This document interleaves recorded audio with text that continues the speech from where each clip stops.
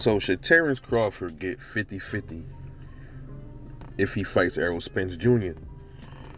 This has been a debate that's been going on for a long time on plenty YouTube boxing channels. It's a back and forth thing. Excuse me. Shout out to my guy Rashad's About Time Boxing. Y'all go subscribe to your boy, to my boy Rashad's About Time Boxing, man. Go ahead and like his videos, subscribe, get him up. You heard, he's the homie.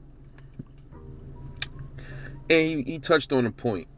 He said he believes that Terrence Crawford should get the Bud and Errol fight should be 50-50. Now, a lot of the pro Spence dudes is going to say no.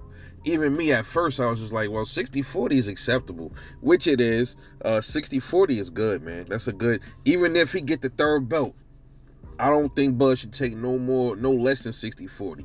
But on a 50-50 level, man, I think Bud does deserve 50-50. There's two reasons. It's real simple. I ain't going to be on this long. I ain't going to hold y'all.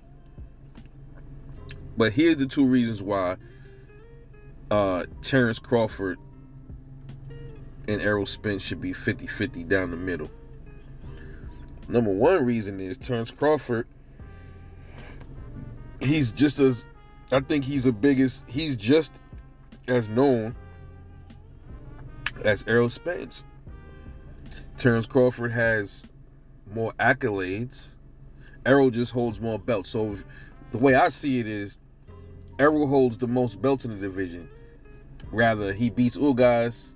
If he beats Ugas, he has 3 belts. If he wasn't fighting Ugas, he'd have 2 belts. But then it wouldn't be a fight for undisputed, right? So Errol has more belts in the division. That doesn't mean Errol was actually doing the most work in the division. I touched on this already, bro. I made a video like last year, and I was trying to break down each of these opponents, man. I was trying to break down. Terrence Crawford came in the division. Errol been in the division already first. So Terrence is coming along in 2017. I think it was 2018. So he only fought 6 dudes.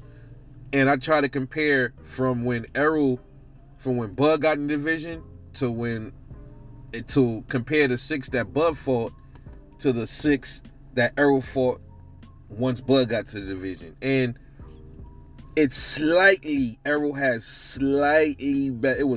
The competition was just slightly better, bro. It wasn't like, oh my gosh, Errol was just fighting these killers, these elite dudes with no.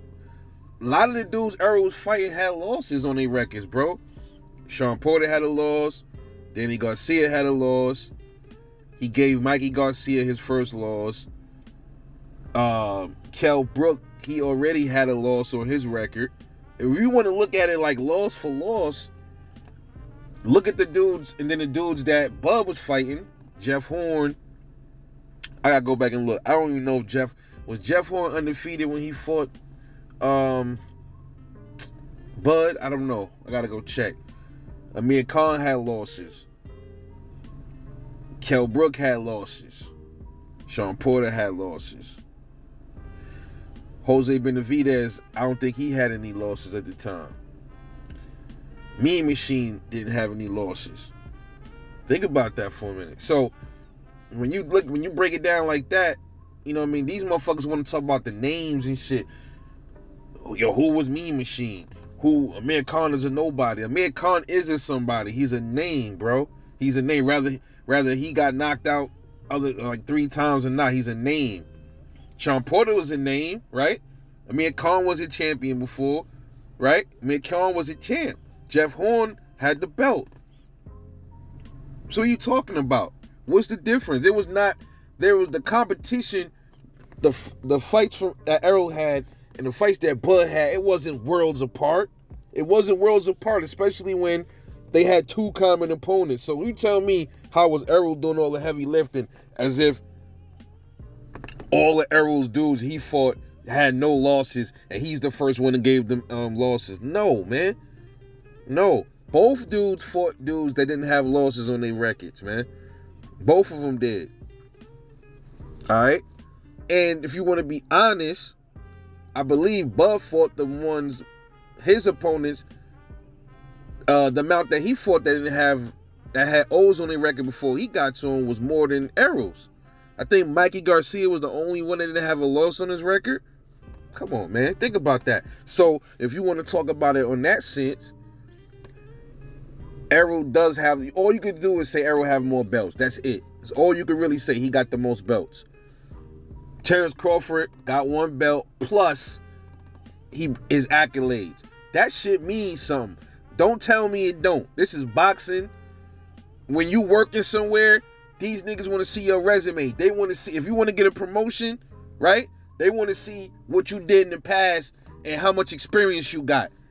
And Bud got the experience. So that is why he deserved 50-50. Absolutely, hands down. And the second reason why I think Bud deserved 50-50 is because Ugas is motherfucking getting 50-50 in the story. And I'm out.